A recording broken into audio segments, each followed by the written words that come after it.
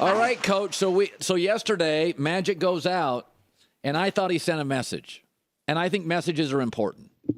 And Magic, I think messaging is very important in life. And the NBA's like, you can't talk to that guy, can't talk to that guy. But that doesn't mean you can't send a message. And Magic's like, boy, we need a superstar. We would like a superstar. This town treats superstars great. And I feel like Paul George now has complained at the trading deadline 2 times in the last 3 nights, and his messaging has been, I'm frustrated here. Let's say you were running the Lakers or a franchise, and you wanted a player like a Paul George, terrific, but the league doesn't allow you to talk to him. Messaging. I think Magic is sending messages. Do you? Oh, absolutely. He's absolutely saying that, listen, we need a top-flight player in this league. We need a Paul George, and like you say, you didn't go out and say it, right? But we need a Paul George to kind of bring that respectability back to Los Angeles, and also to start getting us back over the hump. So I agree with you as far as Irving going out and sending a message, and obviously Paul George has stated on a couple of occasions that he would love to play in Los Angeles. So we're going to see what happens this summer, but I do agree with you as far as, you can't tamper. You can't say a name, but you can say that we need a big-time player here in LA. Okay, so let's go. I want to play the bite of the coach, and I said this. I don't have to agree with you as a coach. This is David Fizdale, but I can appreciate your passion. I think he's wrong here, but I love what he did last night. Here's David Fizdale. Let's play this tape. It was a very poorly officiated basketball game. Zach Randolph, the most rugged guy in the game, had 0 free throws, but somehow Kawhi Leonard had 19 free throws. First half, we shot 19 shots in the paint, and we had 6 free throws. They shot 11 times in the paint, and they had 23 free throws. I'm not a numbers guy, but that doesn't seem to add up. We don't get the respect that these guys deserve because Mike Conley doesn't go crazy. He has class, and he just plays the game, but I'm not going to let them treat us that way. I know Pop's got pedigree and I'm a young rookie, but they're not going to rook us. Take that for data.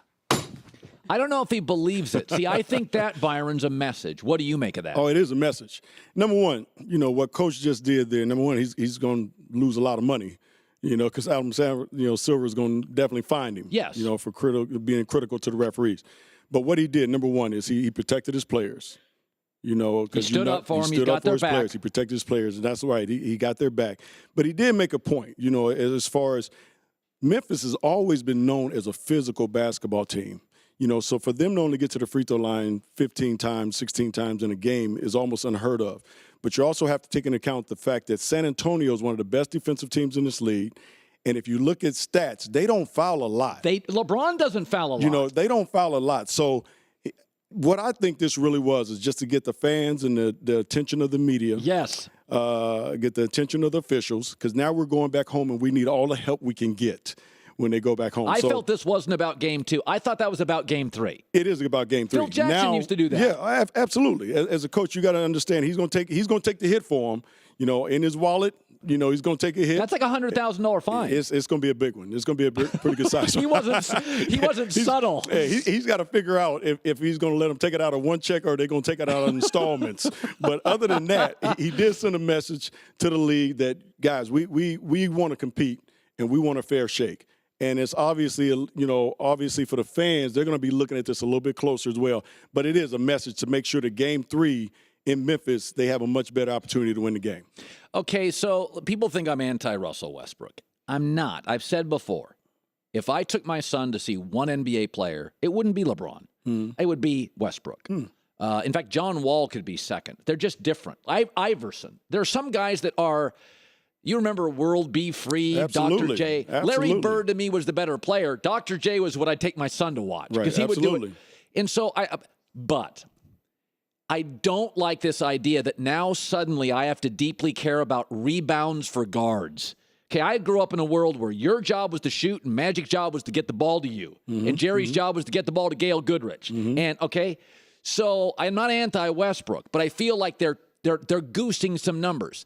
Now, some people say triple-doubles are great. You're an interesting guest today because you played with the second guy in my life, Oscar the first, Magic the second, who regularly got triple-doubles. Right. But, Byron, I never felt that Magic gave a rip about him.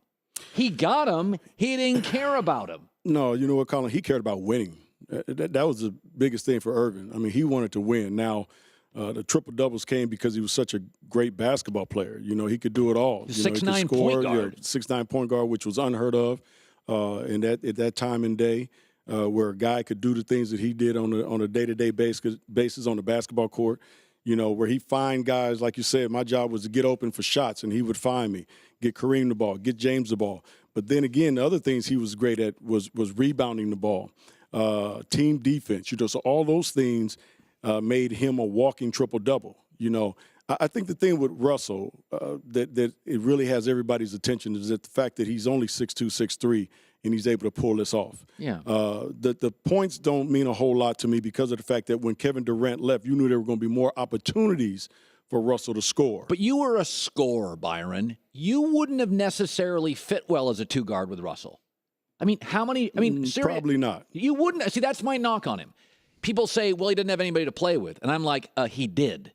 And that guy went to a team with two shooters. Right. You were a shooting guard. I don't think you would have fit. See, here's my thing.